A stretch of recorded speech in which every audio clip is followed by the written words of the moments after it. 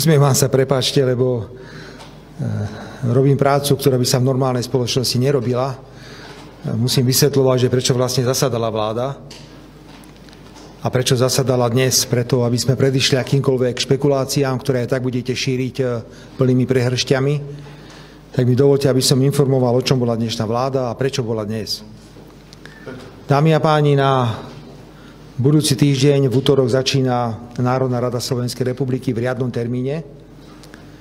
V pondelok je koaličná rada k Národnej rade a ja sa bohužiaľ nemôžem zúčastniť ani koaličnej rady a nemôžem sa zúčastniť ani začiatku Národnej rady, pretože musím vycestovať na summit Európska únia Afrika.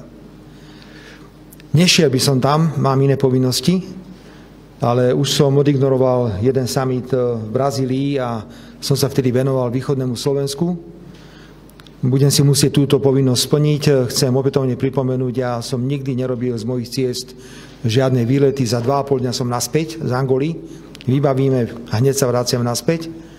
Ale potreboval som byť pri jednom bode programu alebo dvoch bodoch, ktoré sme dnes prerokovávali, aby som stál za tým, čo vláda prijala, pretože nechcem, aby vznikali nejaké šumy, že bolo to prijaté bez premiéra, bolo to urobené v sobotu.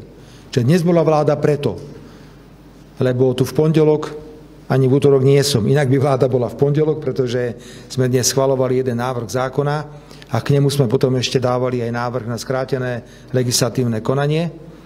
A ďalej sme rokovali o mierovom pláne amerického prezidenta Trumpa, pretože pravdepodobne vznikne nejaká dohoda na koaličnej rade, že s týmto návrhom amerického prezidenta pôjdeme aj do parlamentu a podporíme ho.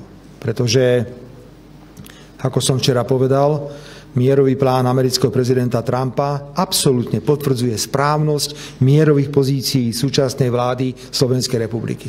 Presne to, čo sme hovorili od prvého dňa konfliktu, sa potvrdilo. A môžete si čiarať, čo chcete po tých vašich chodníkoch a môžete nahovárať študentov, na čo všetko chcete, a môžete schvaľovať to, že ma chceli zastreliť. My si stojíme za svojimi názormi a tie názory boli správne. Od samého začiatku tie názory, pokiaľ ide o Ukrajinu, boli správne. Preto mi dovolte o rokovaní vlády veľmi stručne. Poprvé rokovali sme o návrhu zákona, ktorý zriaďuje nový úrad.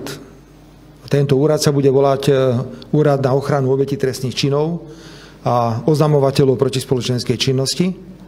K tomuto návrhu sme potom ešte schválili aj návrh na skrátené legislatívne konanie. Je to bežný postup, robili by sme to v pondelok alebo v útorok, už to hovorím štvrtýkrát, nie som tu, chcel som byť pri tom. O čo ide?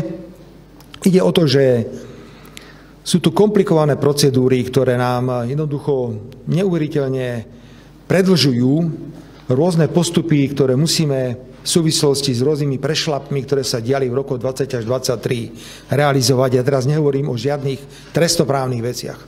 To, čo sa bude diať s ľuďmi za to, čo sa udialo v rokoch 20 až 23, to je v rukách orgánov činných v trestnom konaní, prokuratúry a súdov. Ale aj ministerstvo vnútra má vo svojich rukách určité mechanizmy, aby sa vysporiadalo s vážnymi disciplinárnymi prešľapmi, a preto bolo potrebné prijať rozhodnutie o vzniku nového úradu. Tento úrad je samostatný, nezávislý. Nový šéf tohto úradu bude volený v Národnej rade Slovenskej republiky.